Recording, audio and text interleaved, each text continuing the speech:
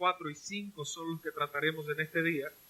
Sin embargo, vamos a poner esta exposición en las manos de Dios, de su presencia que nos guíe en medio de la disertación de su palabra. Oremos. Padre, en el nombre de Jesús, en esta hora te presentamos esta exposición de tu palabra. Mira, Dios del cielo, cómo tú a través de tu palabra transformas corazón. Señor, estamos convencidos cada día más de que tu iglesia se va sanando, se hace sana de acuerdo al apego y a la fidelidad que la misma tenga tu palabra. Por lo tal, y entendiendo nuestras limitaciones, nuestras presuposiciones, Señor, oramos para que tu Espíritu Santo intervengas de una manera especial para que puedas alimentar a tu pueblo y puedas traer luz a nuestras tinieblas, compromisos, Señor, que podamos pactar y hacer contigo. Es lo que esperamos y todo lo que tú quieras hablar con cada uno de nosotros, tanto como corporativo como individual. Te lo pedimos en el nombre de Jesucristo. Amén y amén. Vamos a ir de inmediato al texto que está en la segunda carta a Tesalónica, capítulo 3, versículos 4 y 5. Segunda carta a los tesalonicenses, capítulo 3, versículos del 4 al 5. Me gustaría luego que leamos todo el contexto del capítulo 3, o sea, versículos 1 en adelante, pero vamos a leer estos que son los que vamos a tratar en esta tarde y noche. Dice el texto: y tenemos confianza respecto a vosotros en el Señor, en que hacéis y haréis lo que os hemos mandado. Versículo 5. Y el Señor encamine vuestros corazones al amor de Dios y a la paciencia de Cristo. No, permítame leer de la Nueva Traducción Viviente. Se lee de esta manera. Versículo 4 dice: además, confiamos en el Señor que ustedes hacen y seguirán haciendo lo que les ordenamos. Verso 5. Que el Señor les guíe el corazón a un entendimiento total y a una expresión plena del amor de Dios y a la perseverancia con paciencia que proviene de Cristo. Fíjese la ligera diferencia que vamos a notar entre la versión Reina Valera y la Nueva Traducción Viviente. Sin embargo, cuando vamos al original nos topamos con que esta versión utiliza palabras más acertadas. Pero al final la idea queda muy clara. Ahora vamos a hacer un ejercicio breve de leer desde el versículo 1, desde el mismo pasaje, es decir, 2 Tesalónica capítulo 3, versículos 1 y entonces hasta el 5, versos del 1 al 5. Dice: por último, hermanos, oren por nosotros para que el mensaje del Señor se difunda rápidamente y se le reciba con honor, tal como sucedió entre ustedes.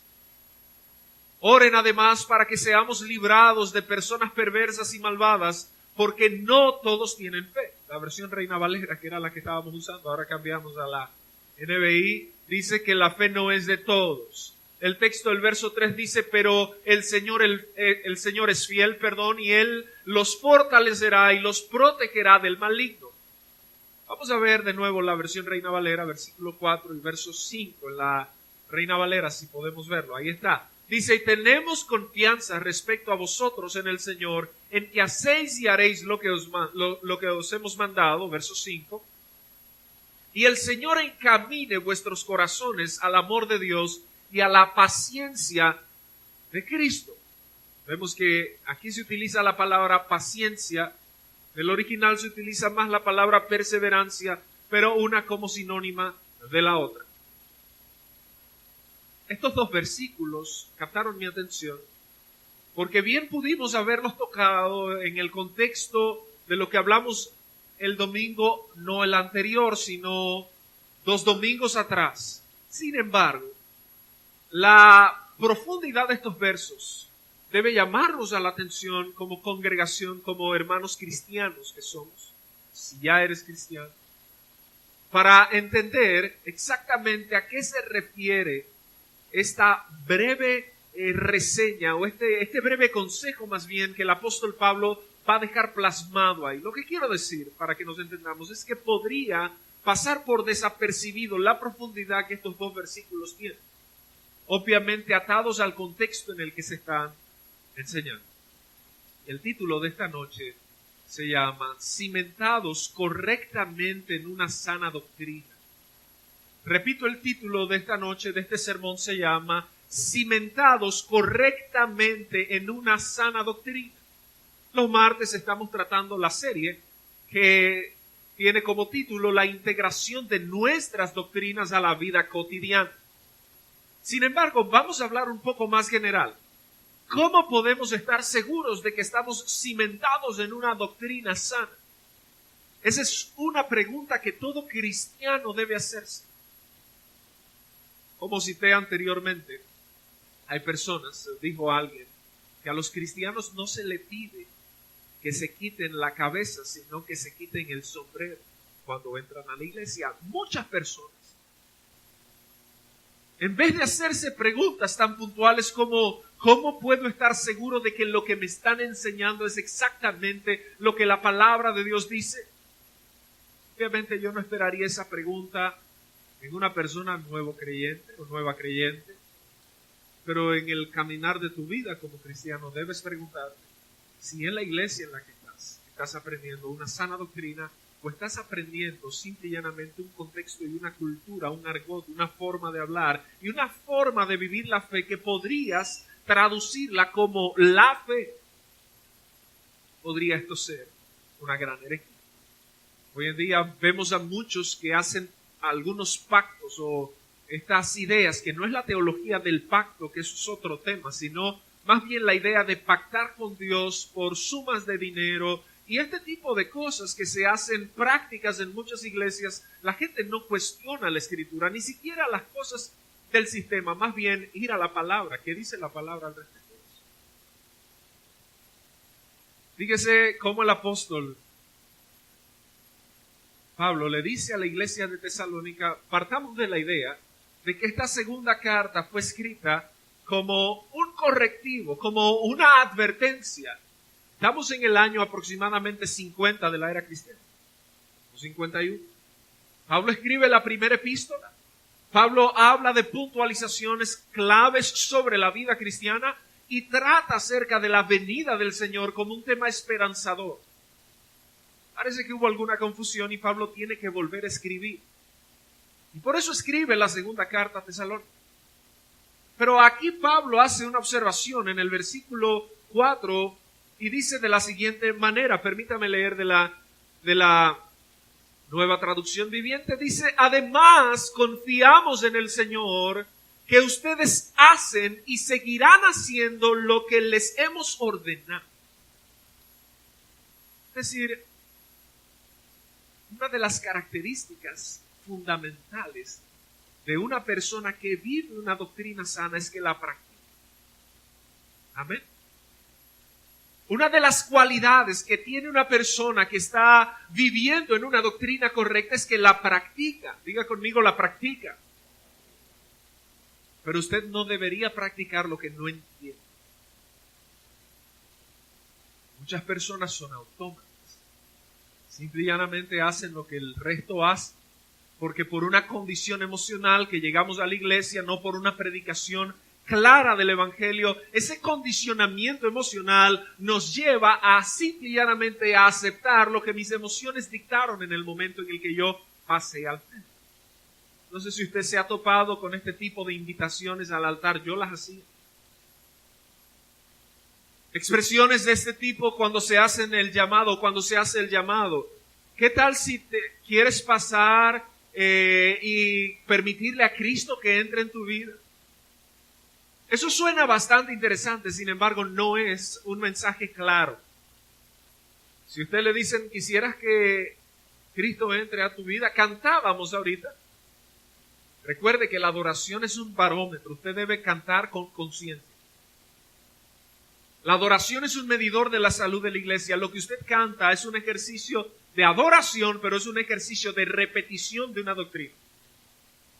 Nosotros cantábamos, entra en mi vida, por lo menos cuando yo bajé, entra en mi casa, cambia mi estructura Y usted puede decir, eso suena bastante bien, yo no estoy diciendo de que esté mal. Sin embargo, cuando yo termine este mensaje y le diga a usted, ¿te gustaría que Cristo entre en tu vida y cambie tu estructura? No te estoy predicando el Evangelio. Te estoy haciendo una invitación que suena decente y que suena agradable y que suena apelativa a tus emociones, pero no es el Evangelio. El Evangelio es arrepentimiento de pecados y fe para salvación en Cristo Jesús. ¿Alguien dice amén a eso? Y esa claridad es la que produce menos confusión. Produce cristianos fieles a la palabra que pueden entonces obedecer al mandato que Pablo le dio a esta iglesia en Tesalónica y van a ser apegados a la Escritura y van a poder decir, bueno, nosotros hacemos lo que se nos ordena. Parecería una frase autómata, yo hago lo que me ordenan si yo no entiendo lo que hago, pero si lo entiendo, lo estoy haciendo porque entiendo que debo hacerlo y estoy siendo fiel a lo que creo a través de la práctica de lo que he entendido como bueno. ¿Cuál es el filtro? La palabra de Dios. Mientras elaboraba este mensaje, claro, si esta frase yo le pusiera que fue John MacArthur, la gente, wow. Pero esta frase llamó mi atención,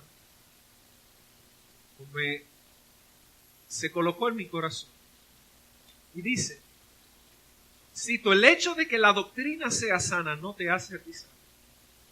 Termino la cita. Tú puedes estar en una iglesia de sana doctrina y eso no significa que tú seas una persona que viva una sana doctrina. Amén. Hay cantidades de personas que tienen o que visitan iglesias de sana doctrina, pero cuyas vidas están totalmente enfermas. Están deprimidas espiritualmente. Y no hablo de una depresión emocional, hablo de una vida escuálida, de una vida que no tiene frutos, que no da resultados en su vida cristiana. Una de las frases que más me ha llamado la atención de Charles Haddon Spurgeon fue la siguiente, porque la he oído tantas veces, no de esta manera, pero he oído mucho la frase de yo tengo que ser una buena persona como para llegar a la fe. Yo como pecador quiero mejorarme antes de poder dar el paso de conversión. ¿Usted ha oído esa palabra, esa expresión? Cantidades de veces quizás usted la ha pensado. Porque el día que yo entre, ese día entro y no me salgo. Y ese día yo seré una persona porque yo no voy a estar como los demás que están en esa iglesia porque son un grupo de bandidos e hipócritas. Déjame decirte, hay una ahí que yo la conozco y yo sé que vive y vive en eso. Y déjame decirte, hay un calvito, mira, es así, de esta manera, hace esto, dice truanerías. El día que yo llegue a la fe, ese día yo llegaré. O sea, llegó la persona con más convicción en la tierra. Spurgeon dice lo siguiente. Muchos pecadores, cito, parecen suponer que deben hacerse mejores a sí mismos antes de venir a Cristo. Es una suposición muy indigna y además totalmente infundada. Ven vacío, harapiento, sucio, tal como estás, y cree en Dios que justifica al impío. Final del camino, tus obras, tu moral, es como un trapo de inmundicia ante Dios, porque siempre te vas a quedar, siempre te vas a quedar corto. Lo dijo el proverbista en el libro de Eclesiastés. ¿Quién es el que está en la tierra? No peca.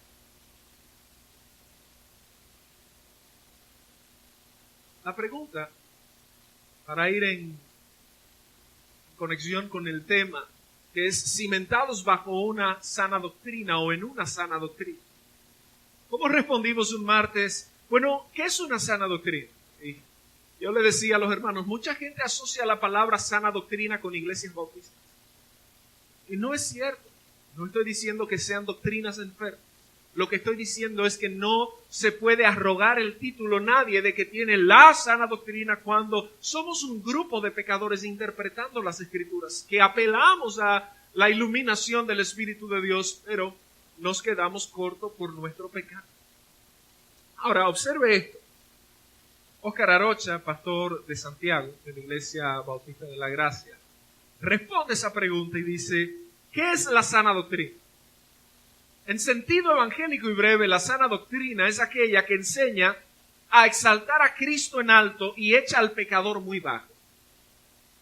Esto ha de ser insistido una y otra vez porque vivimos en un mundo saturado de publicidad, la cual está dando certificación al quehacer humano.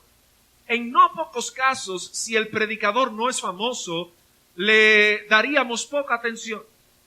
Para las cosas ser aceptadas, se ha impuesto que han de ser impresionantes, famosas o bullosas. Tal proceder es contrario a la vida cristiana. En particular, es opuesto a la sana doctrina, cuya gloria es Cristo y solo Cristo.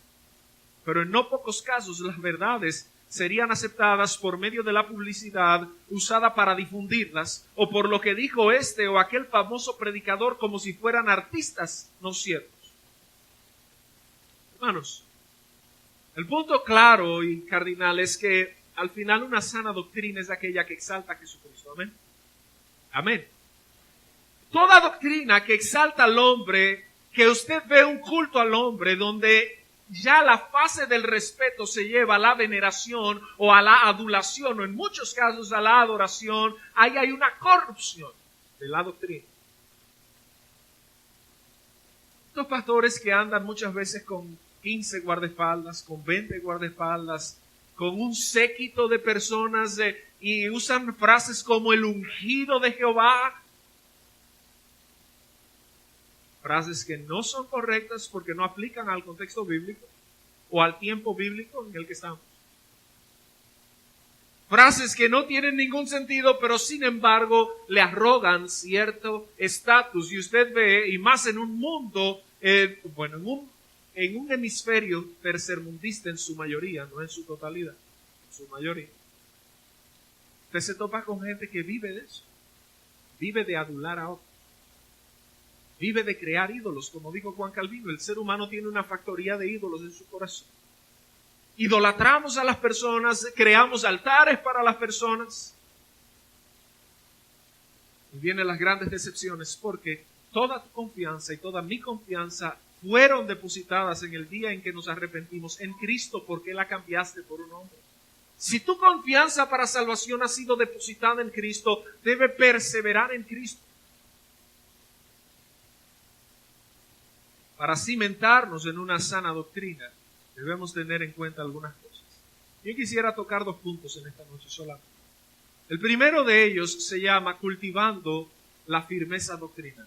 Y yo quiero, mi hermano, que usted se grabe esa frase. No todo el que va a una iglesia de sana doctrina tiene una sana doctrina o vive una sana doctrina. De hecho, yo oigo a muchas personas que utilizan esta expresión para alabar la iglesia local y dicen, en mi iglesia tenemos una sana doctrina. Sí, pero si la doctrina de la iglesia no ha traspasado las puertas de tu casa, es la iglesia la que tiene una sana doctrina. Tú estás enfermo. Hablamos con una dialéctica, con un argot. Es exactamente lo que pasa en otros hemisferios de la pentecostalidad o del evangelicalismo, donde hablan con ciertos argots. Y yo vi un espíritu y recibe esta palabra y siente ahora. Al final, si eso no se traduce en una forma de vida, está perdiendo el tiempo. Estás sentado en un local, escuchando a una persona que a veces te agrada, a veces dice, hoy estaba molesto porque estaba como furioso. Si la palabra de Dios no perfunde tu corazón y no perfunde tu vida y no transforma tu casa, la doctrina es sana, pero tu vida es enferma. ¿Cómo cultivamos la firmeza doctrinal? Es el primer punto que quisiera responder. Fíjese que el versículo 3 del capítulo 3 de la segunda carta a Tesalónica, el apóstol Pablo dice lo siguiente, en segunda Tesalónica, capítulo 3, verso 3. Pablo insiste en esto. Segunda Tesalónica 3:3. Dice, versículo 4. Verso 4. Dice, tenemos confianza respecto a vosotros en el Señor en que hacéis y haréis lo que os hemos mandado. Es decir, nosotros confiamos en que tú haces lo que te hemos enviado. En este momento, yo quisiera traer esta ilustración histórica. Aquí lo que el texto está diciendo es que como el evangelio que ellos predican es el evangelio de Cristo, mientras más estas personas lo hagan o lo practiquen, bueno, pues más éxito en su vida cristiana van a tener, literalmente. Nosotros empezamos procesos de discipulado. Y de hecho, con los pastores y diáconos estamos tratando una serie acerca del discipulado que inició. Uno de los dilemas de la historia es cómo el proceso de los catecúmenos o de las personas que se discipulaban en una iglesia para bautizarse fue perdiendo su duración. Sígame, por favor, para que no se pierda en este análisis. A principios del siglo IV, en el concilio de Elvira, de fecha incierta todavía, pero a principios, en ese concilio que tuvo 81 cánones, 81 puntos a los que los asistentes llegaron, estos asistentes y obispos que estaban ahí en este concilio determinaron lo siguiente. Sobre el catecumenado determinaron que la duración debía ser de mínimo 2 años y que luego de esos 2 años se iba a pasar por un proceso de evaluación que me voy a limitar a no compartirlo por razones de tiempo. Simple y llanamente era una inspección de que esas personas vivían de acuerdo a la doctrina que se les había enseñado. Hipólito de Roma en el siglo II es el que más énfasis y más luz le da a la cristiandad y al evangelicalismo, porque es el que escribe la famosa obra La Tradición Apostólica. En este escrito, la idea, bueno, que ya más adelante, como estoy citando en el Concilio de Elvira, se le da validez. El punto es que una gente duraba aproximadamente 2 años, pero la mayoría duraban 3 años. ¿Por qué duraban 3 años? Porque la gente no estaba preparada. ¿Para qué se preparaba la gente? Para el bautismo. El bautismo y la Eucaristía eran los 2 elementos más importantes de la vida cristiana. En el siglo VI, en un concilio llamado el Concilio de Actes, el catecumenado baja de 2 años a 40 días. ¿Qué pasó en ese lato, en ese paréntesis? Algo muy importante. La iglesia que estaba siendo perseguida a principios del siglo IV comenzó a ser la iglesia que gobernaba después del año 381 con el edicto de Teodosio. Es decir, que la iglesia gobernaba y ahora la iglesia que era perseguida se convirtió en la iglesia que reinaba y estaba a cargo de todas las cosas. Ahora la gente venía a la iglesia porque era popular y fue bajando el número de restricciones. ¿Qué pasa cuando usted pierde control de calidad con un producto? Usted comienza a masificar el producto, pero en esa masificación del producto, usted va perdiendo la calidad que algún día tuvo. Y usted dice, bueno, ¿qué sacrifico? ¿Qué sacrifico? ¿Qué coloco? ¿Qué pongo? Estas personas llegaron al punto de reducir el catecumenado a 1 semana. A 1 semana. Y en 1 semana una persona se adoctrinaba y se le enseñaba los elementos básicos de la fe. Y en 1 semana esa persona estaba lista para el bautismo. Habían algunas razones como que se pensaba que una persona que no se bautizaba no entraba al cielo. Entonces a los que se estaban muriendo los bautizaban. Por aspersión, como decía la Didacta. Ahora yo quiero que usted me siga en esto. El punto es que para usted poder hacer lo que la palabra de Dios dice, usted primero tiene que entender lo que la palabra de Dios dice. No basta con venir los domingos y los martes a la iglesia si usted no consume la palabra de Dios constantemente en su casa. Cuando este proceso de discipulado, que era una forma de llamarle, terminaba, las personas se graduaban de una de las etapas del cristianismo, que era la parte del discipulado.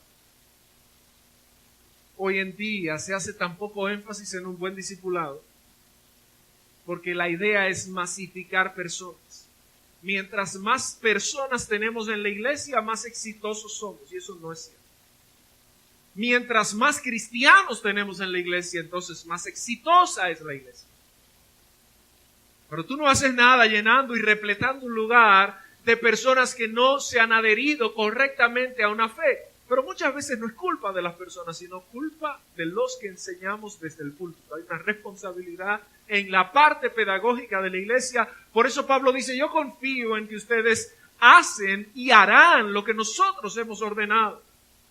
En este caso está hablando de las encíclicas, de las cartas circulares que iban por las iglesias, que eran de acuerdo al evangelio y que se convirtieron en parte del canon. Ahora, hermanos, sin discípulos no hay cristianos. Si tú no eres un discípulo y no puedes tener una firmeza doctrinal, hermano, hay un problema. Firmeza doctrinal no es simple y llanamente saber con precisión lo que la iglesia cree, sino cómo lo integras a tu vida diaria. Yo conozco personas que son excelentes apologetas, pero una cosa es tener una buena capacidad de defensa y otra cosa es poder aplicar esos principios a nuestras vidas. No es fácil. Yo no estoy diciendo que sea fácil. Yo batallo con muchas de esas cosas. Sin embargo, no hacemos nada siendo grandes académicos cuando no lo llevamos a la praxis. Ahora, pregúntese esto, mi hermano. Cuando me muevo de una iglesia, ¿bajo qué concepto yo debo mover? ¿Debo moverme por problemas personales dentro de la iglesia? Mi hermano, yo lamento decepcionarlo, pero la respuesta es absolutamente no. Lamento decepcionarlo.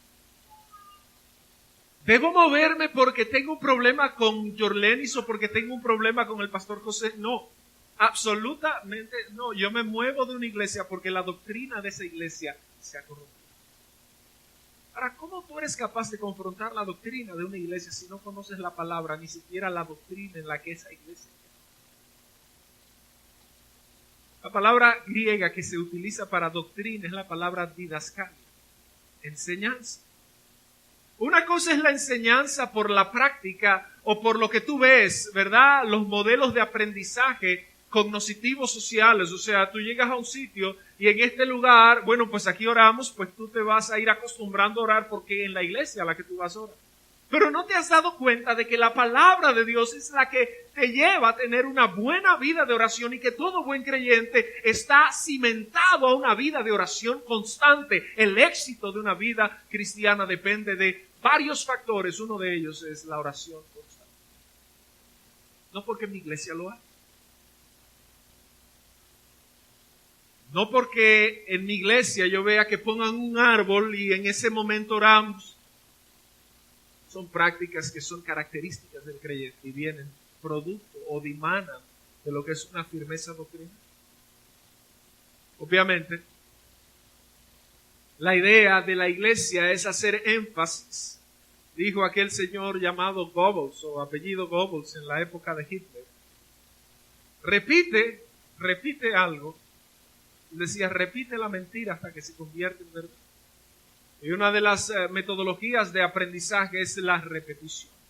Usted repite algo hasta que la gente lo entiende. Por eso hacemos constante énfasis en temas cardinales de la doctrina cristiana. Porque, mira mi hermano, podemos hablar de muchos temas. Por ejemplo, a la gente les fascinan mensajes como 7 pasos para obtener el éxito.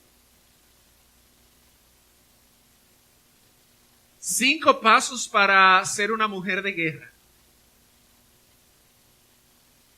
6 pasos para ser un hombre guerrero del escudo de Jehová.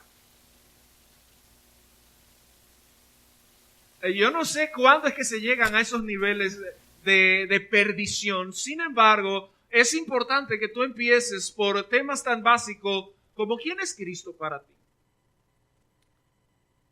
Un niño que tú lo pongas a decir eso, que vaya a una iglesia donde en su escuela bíblica le enseñen una cristología básica, va a decir, bueno, Cristo es Dios, Cristo no solo es Dios, sino que murió en la cruz del Calvario y por su sangre mis pecados fueron perdonados y entonces Cristo me dio acceso a la eternidad.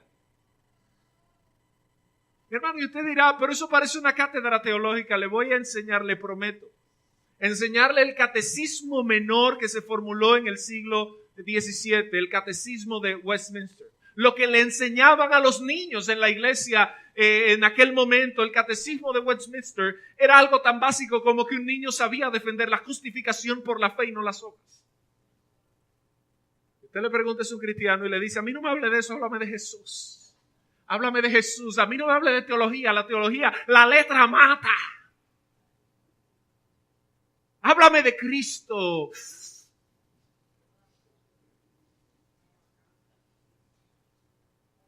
Y yo me pongo a pensar, pero es que Cristo es una enseñanza. Todo lo que tú enseñas, toda afirmación que tú haces de cualquier cosa es un sistema doctrinal. No, nosotros salimos a cantar y a hacer guerra espiritual. Eso es una doctrina, por favor. Cada vez que yo hago un enunciado de la persona de Jesús, estoy haciendo un análisis teológico de la persona de Jesús. Aunque tú no uses esas palabras tan grandes, toda afirmación que tú haces sobre Dios es una teología. ¿Bajo qué filtro tú llegaste a decir que Jesús es bueno? Ay, porque me sanó de cáncer.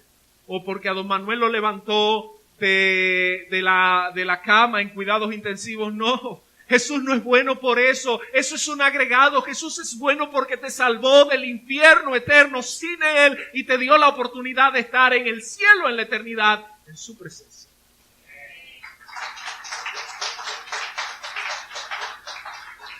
Pero triangulamos la bondad de Dios al bienestar nuestro.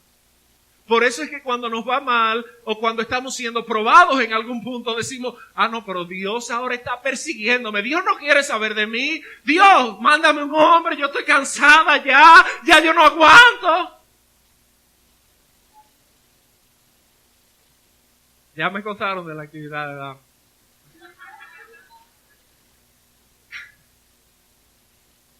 Y no vemos que las cosas no salen de acuerdo a nuestro programa, entonces Dios no es bueno. No, mi hermano, Dios es buenísimo porque Dios nos dio por adelantado lo que nunca merecíamos y nunca íbamos a alcanzar aquí en esa tierra. ¿Cómo cultivas una buena firmeza doctrinal? Firme. Pues una persona firme. Una persona que esté robustecida, una persona que sepa llegar a su iglesia a algo puntual, no tiene que ser seducido, no tiene que ser embaucado. Una persona que tiene firmeza, una persona que está cimentada en una doctrina cristiana sana, tiene que tener 3 aspectos. Número 1, la lectura de la palabra de Dios. Vamos al Salmo 119, 105.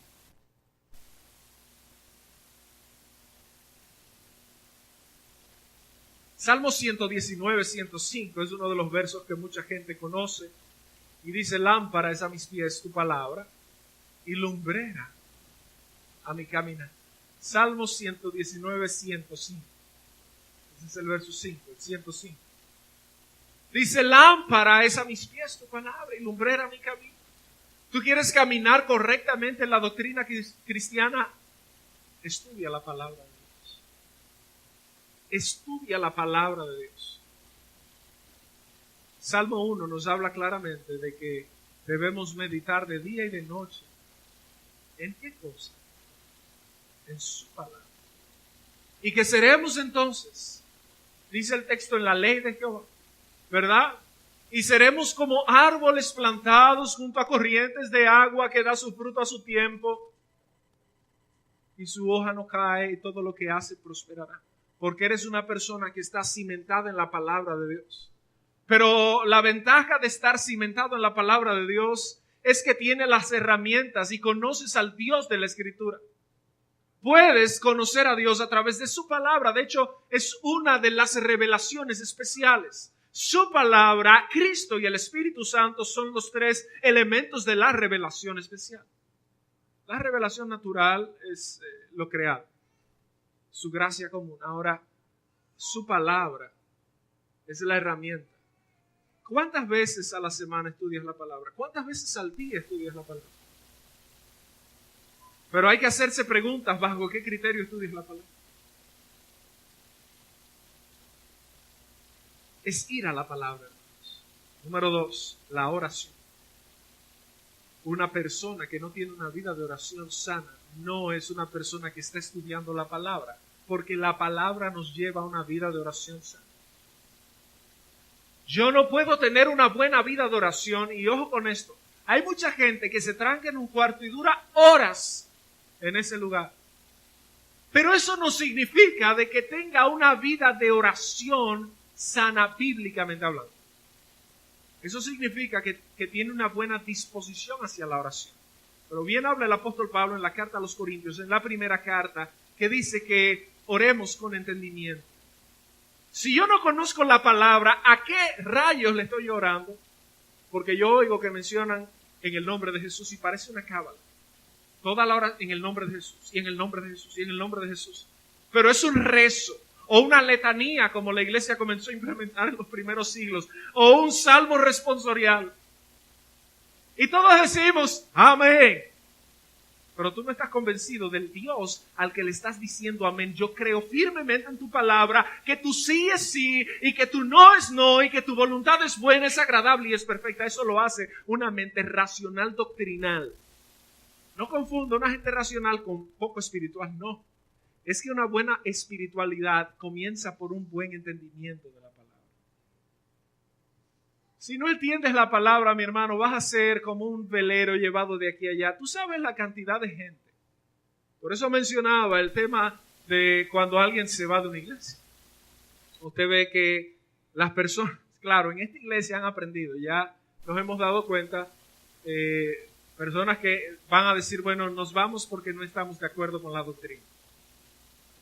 La pregunta que usted tiene que hacer, que le hemos hecho, exactamente con qué parte de la doctrina no está de acuerdo.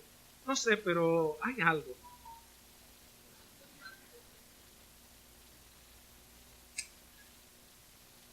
No, son como muy bautistas, pero nosotros no somos bautistas. Eso no es un tema doctrinal, eso es un tema hasta denominacional. Cantan frío, ¿cómo se canta caliente? No sé exactamente cuál es mi disyuntiva doctrinal, pero simple y llanamente tengo un problema con el pastor José. Me cae mal porque no me saluda, porque tiene la cara fea. Y me voy. ¿Alguien va a prohibirle su salida? No, mi hermano, usted es libre, soberano, independiente. Ahora, esas decisiones esquizofrénicas persiguen a todo el mundo el resto de su vida. ¿Por qué? Porque no hay un sustento doctrinal. No me estoy yendo porque en esta iglesia no se predica la palabra que exalta a Cristo. No, me estoy yendo porque José mira feo. ¿Cuántos casos usted conoce? Hermano, innúmeros casos. Y usted ve que la gente se coarta bajo ese tipo de pensamientos. No, mi hermano, cuando usted aplique la integridad y estudie la doctrina o estudie la palabra y diga, bueno, hay doctrinas mayores y doctrinas menores, usted puede decir, yo creo que la salvación se pierde y yo no estoy de acuerdo con ustedes y yo creo que la salvación se pierde y yo me voy porque esa doctrina que ustedes enseñan de la perseverancia de los santos es una doctrina que yo entiendo que pone en riesgo mi alma, es algo válido para ti, vete en paz porque has huido de un lugar nocivo doctrinalmente para ti y vas a estar en paz. Ahora cuando yo me voy porque el pastor José mira feo,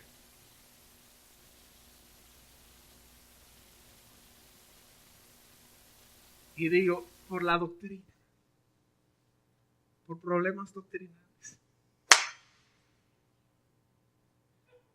Mire, mi hermano,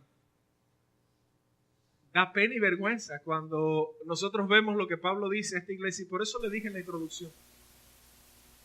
Si nosotros tomamos con lupa lo que Pablo está diciendo, tú haces y harás lo que te hemos enseñado. No me refiero al cuerpo pedagógico de la iglesia. En este caso es a la autoridad de la Escritura. Eres un cristiano que consulta diariamente la palabra, que la consume. Están hablando en lengua ahí ya. Óyelo ahí.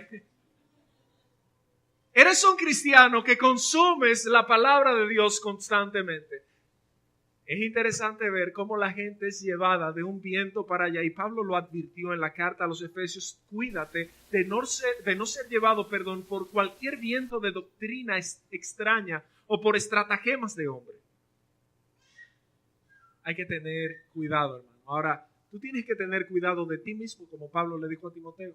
1 Timoteo 4:16, Pablo le dice a Timoteo, cuídate de ti mismo. ¿Qué le había enseñado el apóstol Pablo? Volvamos al texto. Esto es importante en predicación expositiva. 2 Tesalónica capítulo 3, versículo 4. Ojo con esto para que usted entonces diga, porque hasta ahora no hemos dicho exactamente a lo que Pablo se refiere cuando les dice a ellos todo lo que nosotros le enseñamos. ¿Qué fue lo que le enseñó a la iglesia de Tesalónica? Vamos a ver eso. Dice el texto, y tenemos confianza respecto a vosotros en el Señor, en que hacéis y haréis, ¿qué cosa? Lo que os hemos. Déjeme resumírselo. 1 Tesalonicenses 2:12, volvamos a la primera carta, porque es a una misma iglesia que le están hablando. Le dice, les encargo, lo voy a parafrasear para no agotar todo el tiempo. 1 Tesalonicenses 2:12 dice, les encargo que anden como es digno de Dios. 1, le había mandado, ¿recuerda el verso? Hacéis y haréis lo que nosotros os hemos. Y ahora vamos a ver exactamente con qué se come el mandamiento. ¿Qué fue lo que lo mandó? ¿O qué fue lo que lo mandaron o los mandaron a hacer a ellos? Número 1, que anden como es digno de Dios. 1 Tesalonicenses 3:3 dice, nadie se inquiete por las tribulaciones, porque para eso estáis puestos. ¿Te están pasando problemas? Es parte de lo que te hemos mandado, es Pablo diciéndole a este grupo.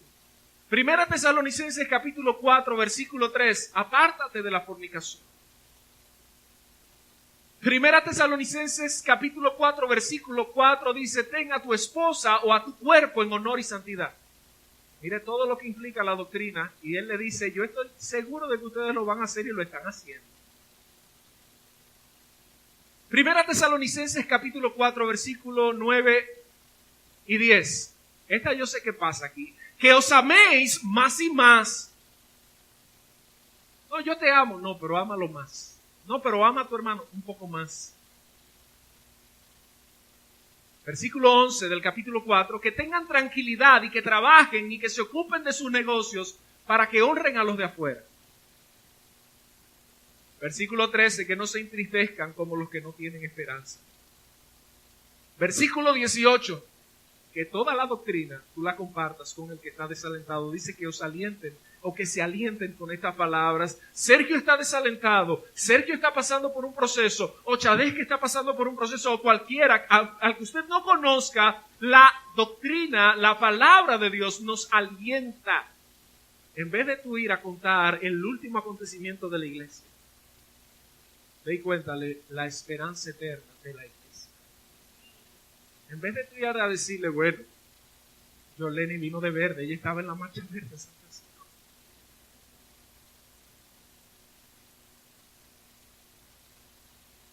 Ve y cuéntele a Yoleni la esperanza cristiana. Usted no sabe lo que le está pasando a ella, pero su palabra bíblica va a animar a otros a crecer en la fe y a seguir en el camino. Dice 1 Tesalonicenses capítulo 5 versículo 6 que velemos y no durmamos como los demás. 5, 12 y 13 que honren a los que los presiden. Dice que tengan paz entre ustedes. Dice que amonesten a los vagos, que alienten a los desanimados, que sostengan a los débiles y que sean pacientes.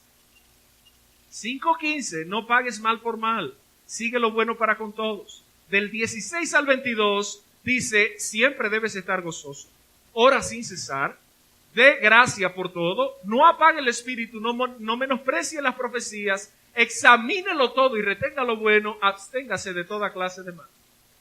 5:25, ore por los que presiden y predican la palabra. Versículo 26, salúdense con ósculo santo. En todas las salutaciones del Nuevo Testamento, o en la mayoría, vemos esto. De hecho, fue algo litúrgico en la iglesia por mucho tiempo. Se convirtió ahora en la paz. La paz esté con vosotros. Esa idea es un elemento litúrgico que tiene sentido en lo que fue la práctica de la iglesia primitiva. ¿Cuál era? Que todo el mundo, según narra Tertuliano, se saludaba con un beso santo. Pero traduzcámoslo a este tiempo.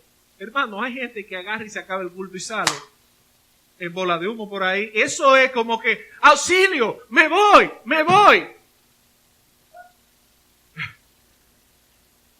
Y perfecto, quizás un día te vas rápido, pero te puedes tomar la ligera molestia de, si no conoces a Isaura, aquí hay mucha gente en esta iglesia y muchos no se conocen. Oye, acércatele a alguien y salúdalo. A uno. Dile, yo soy fulano de tal, yo soy fulana de tal, estoy a tu orden. Dios te bendiga, qué bueno que estás aquí. Esa es una práctica cristiana. ¿Debe exigírsele eso una visita o debe esperarse eso de una visita nueva?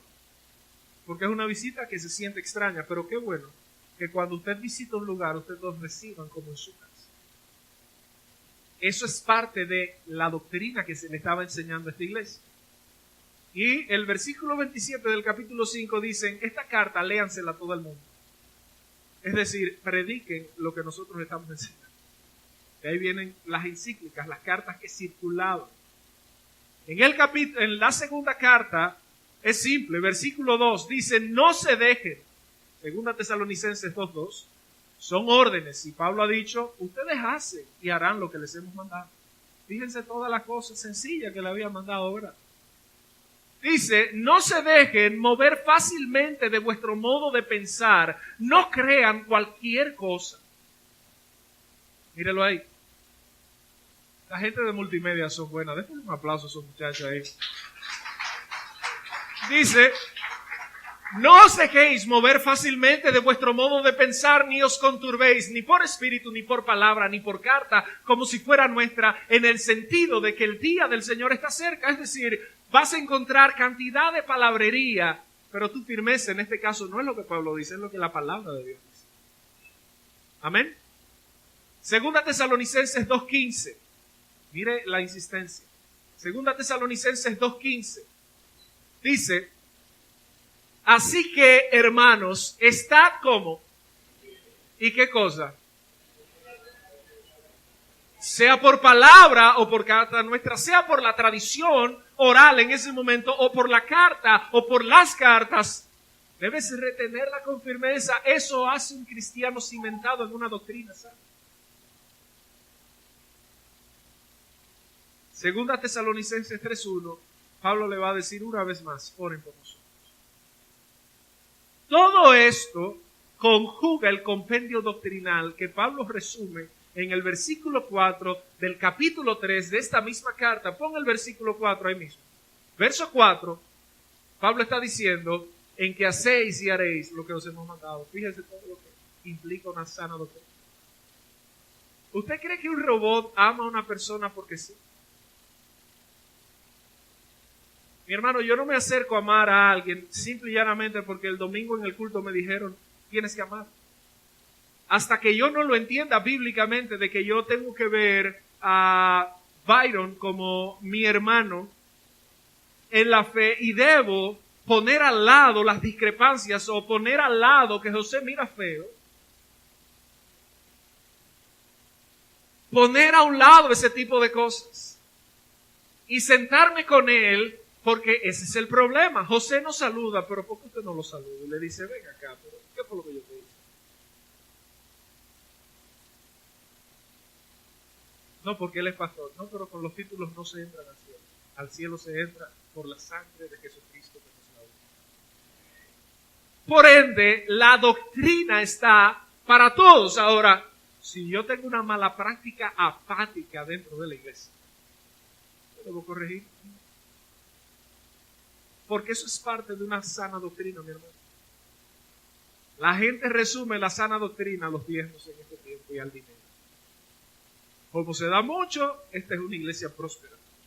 No, esta no es una iglesia donde la gente da mucho y eso no está bien tampoco. Sin embargo, el Dios de esta iglesia da mucho. Amén. Y el Dios de esta iglesia es un Dios que suple abundantemente, mi hermanos. No le quepa la menor duda. A pocas iglesias Dios le pone cosas como nos ha puesto a nosotros en las manos, para que su nombre sea glorificado. Una doctrina sana. ¿Tú sabes el valor que tiene una iglesia donde tú sabes que lo que se enseña es la palabra de Dios? No la verdad absoluta, sino la intención de la palabra.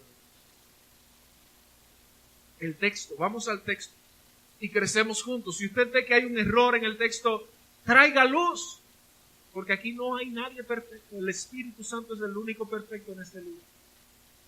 Ahora, cuando yo me denomine apóstol y diga la revelación la tengo yo y soy infalible, incorregible e inquebrantable, váyase de esta iglesia. No vaya a iglesias de ese corte, mi hermano, porque generalmente estas apostolitis lo que llevan es a una exaltación del hombre, a un evangelio antropocéntrico donde Cristo queda en un segundo plano. Cristo en la iglesia, en su iglesia que Él compró a precio de sangre, siempre debe estar en el primer plano.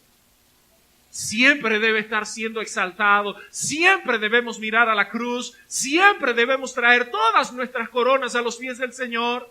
Alguien me decía, pastor, y el día que usted falte en la iglesia, mi hermano, mira, Dios va a levantar gente mucho mejor que esta generación, no porque somos malos, sino al contrario, porque estamos poniendo una buena zapata. Y yo creo firmemente que la próxima generación de CBF en los próximos 30, 40 o 50 años va a ser mucho mejor que nosotros. ¿Sabe por qué? Porque nosotros empezamos sin tener el fundamento que tenemos hoy en día y hasta aquí nos ha llevado el Señor. Imagínense los que cojan la antorcha de una iglesia sana, llena de carácter. Esos son sus hijos, mi hermano, son sus hijos.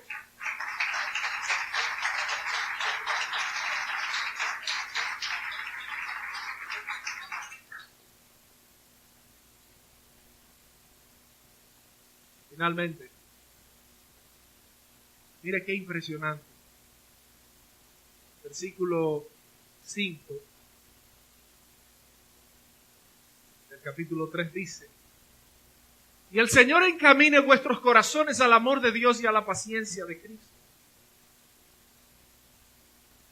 Dice en esta versión, dice el versículo 5, que el Señor les guíe el corazón a un entendimiento total y a una expresión plena del amor de Dios y a la perseverancia con paciencia que proviene de Cristo. ¿Cuál es el problema, hermano? Que por más que nos esforcemos, nunca vamos a tener la capacidad total de saberlo todo. Somos seres humanos caídos. Pero el texto nos da una gran confianza porque dice aquí, el Señor encamine tu corazón al amor de Dios, y esta versión y en el original se ve claramente para que puedas entender. Yo quisiera usar algunos textos bíblicos para que veamos a qué se refiere aquí más o menos. Primera Juan capítulo 3 versículo 1. Primera Juan capítulo 3 versículo 1. Dice: mirad cuál amor nos ha dado el Padre para que seamos llamados hijos de Dios. Por esto el mundo no nos conoce porque no le conoce. Más adelante, el capítulo 4, usted va a ver, y podemos citar desde el verso 16 en adelante, pero también hay aspectos en el capítulo 4 de la carta de Juan que dice: el amor de Dios es tan grande, es tan alto, que ahí sale aquel famoso corito, cuán grande es el amor de Dios. Es tan alto que, ¿cómo es que dicen los que se lo saben? Que no puedo ir encima de él, tan profundo que no puedo ir debajo de él, tan ancho que no puedo ir afuera de él. Cuán grande es el amor de Dios. Hermano, yo no entiendo el amor de Dios, porque ¿cómo usted ama a un grupo de pecadores? Así dice el apóstol Pablo, ya de una forma más profunda en Romanos, dice claramente que Dios se entregó por un grupo de pecadores. Capítulo 5. Mas Dios muestra su amor para con nosotros, en que siendo aún pecadores, Cristo murió por nosotros. Y el texto lo que dice es: mientras más vayas creciendo en la doctrina, en la palabra de Dios, en la enseñanza, te vas a topar con cosas que yo me topo y digo, definitivamente mi mente no entiende esto. ¿Recuerdan el caso de Spurgeon y la señora que le preguntó, yo no entiendo cómo Dios aborreció a Esaú? Yo no sé cómo hay un versículo bíblico que diga que Dios aborreció a alguien. Es que cómo le dice, sí, yo tampoco lo entiendo, pero lo que yo no entiendo es cómo Dios amó a Jacob. Jacob era un engañador. Y Dios hizo de Jacob lo que Jacob no merecía, como ha hecho de ti lo que tú y yo no merecemos. El amor de Dios es impresionante. Es incalculable. Vas a llegar a momentos en tu vida doctrinal donde hay cosas que simplemente no las vamos a entender. No las vamos a entender y nuestra responsabilidad es apegarnos a la palabra. En filosofía, toda enseñanza es circular, absolutamente toda doctrina filosófica es circular. ¿Qué significa esto? Que parte de un punto y vas a volver a llegar al mismo punto donde, ¿quién creó el huevo? ¿La gallina? ¿O quién creó a la gallina? El huevo. Toda doctrina es circular. No hay una doctrina que pueda perfecta, concisamente, llegar a un punto donde no retorne a un espacio de fe. Por eso el autor a los Hebreos dice, por la fe hemos entendido, versículo 3 del capítulo 11 de Hebreos, por la fe hemos entendido que el mundo ha sido creado, constituido de la nada. Verso 3, si mal no recuerdo. En este caso, cuando nos topamos con temas como, bueno, ¿qué pasa con los que no irán al cielo? Bueno, mi hermano, no tenemos una respuesta, ¿usted la tiene? ¿Qué pasa con la idea de que Dios eligiera a un grupo para salvación?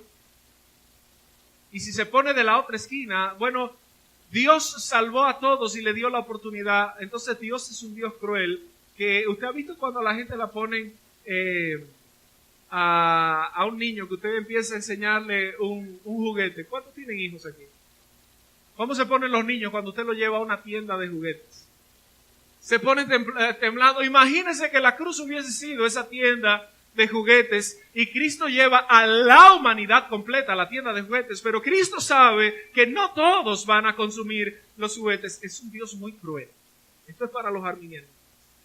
Eso es una píldora ahí.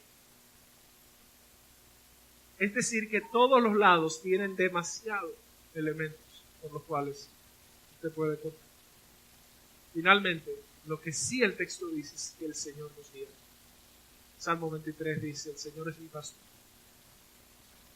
La gente se enfoca mucho en la parte de que nada le faltará. Amén. Es exactamente como decía anteriormente. La gente mide la bondad de Dios por cuán bien le está yendo en la tierra. Ay, a mí me está yendo bien. Dios sí es bueno. Pero cuando estamos mal económicamente, emocionalmente, de salud, bueno, yo no sé qué fue lo que yo le hice a Dios. Se le ha cogido conmigo ahora. Se le cogió conmigo. Nada. Dios me odia. Yo he oído cristianos que dicen, Dios me odia. Y yo como sé ya que son temas más emocionales que de fe o de doctrina. Yo escucho. Ahora, ¿cómo debemos responder a ese tipo de pensamientos? Dios te ama, envió a su Hijo a la cruz para morir por ti, para que tú tengas vida eterna. Hermano, de aquí de la tierra, ¿qué te vas a llevar?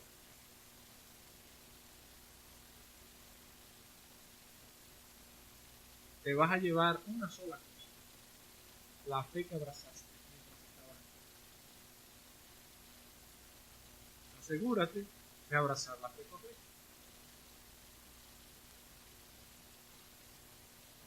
Jeremías capítulo 9, versículo 24. Jeremías capítulo 9, versículo 24.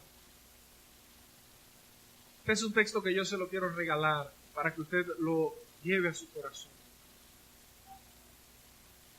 Si tú quieres alabarte en algo, dice, vamos al versículo 23 para que entienda la profundidad. Versículo 23. Así dijo Jehová, no se alabe el sabio en su sabiduría, Ni en su valentía se alaba el valiente, ni el rico se alaba en sus riquezas. Verso 24.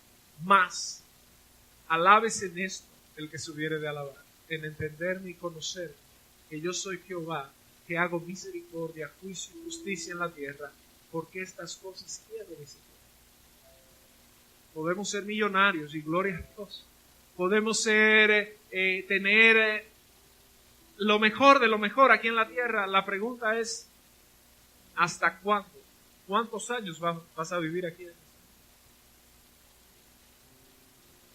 Puedes llegar a ser tan sabio como lo fue el famoso emperador del Imperio Romano, Marco Aurelio. Uno de los hombres bastante sabios. Fue tan sabio que siempre fue un pagano. Puedes pensar en la sabiduría de Aristóteles, sabiduría práctica, en ti, la sabiduría de Platón. Hombres con muchos defectos. Puedes pensar en las riquezas que tuvo el Imperio Carolino. Puedes pensar hoy en día en hombres como Bill Gates, que su fortuna ronda cerca de 87 billones de dólares. O sea, 86,000 millones de dólares. Y usted dice, yo con uno, es más con 500,000, es más con 100,000 dólares, yo lo hago. Hermanos, pero eso el día que usted llegue al tribunal de Cristo, si usted no ha sido sellado por la sangre del Cordero, nada de eso sirve. Si en algo tú has de alabarte, cristiano de esta iglesia, es en ser cada día más cristiano, en conocer y entender la palabra de Dios. John Piper dijo estas palabras. Jesús usó palabras duras para realidades duras. Esto es lo que hace el amor. Lo contrario se llama consentimiento. Pararse un domingo a decirle a una iglesia, todo va a estar bien mañana lunes, es consentir a un grupo de personas para que vuelvan. Pero los años van a pasar y ese grupo de personas se van a desinflar, se van a decepcionar. Porque mañana lunes puede amanecer bastante difícil para ellos. Sin embargo, la fidelidad a la doctrina bíblica es saber que la paz no es la ausencia de problemas, como dijo aquel gran sabio. La paz es la presencia de Dios en medio de los problemas. Yo saber que el Señor va a estar ahí mañana presente, aún en el medio de mi dificultad, para mí eso es paz. Como Pablo y Silas cuando estaban encarcelados en Filipos, estaban en el lugar más oscuro a la medianoche, pero estaban cantando alabanzas a Dios porque el único que podía soltar esas cadenas era Dios. Finalmente, mis hermanos, Oswald Chambers dijo estas palabras. Dijo, el secreto de andar con Jesús es tener la certeza de que yo no sé, pero de que Él sí sabe. El Señor nos va a guiar. Dice el apóstol Pablo en la carta que estamos viendo, el versículo 5, el Señor os guiará a entender. Pídele al Señor en oración que te ayude a entender, que te guíe en su palabra. Hay veces que tú oras, hay veces que oras por algo y de repente alguien viene y te da una palabra. O el domingo se predica al respecto. Muchas veces pasa que dicen al pastor le dijeron, le contaron mi problema, mi situación o mi duda. Es Dios mismo hablando a través de su palabra. Esa es la parte individual. Ahora, como iglesia, hermanos, que el éxito de Comunidad Bíblica debe ser que seamos una iglesia no solo de sana doctrina, sino que su membresía pueda aplicar en sus vidas una doctrina. Amén. Estemos de pie.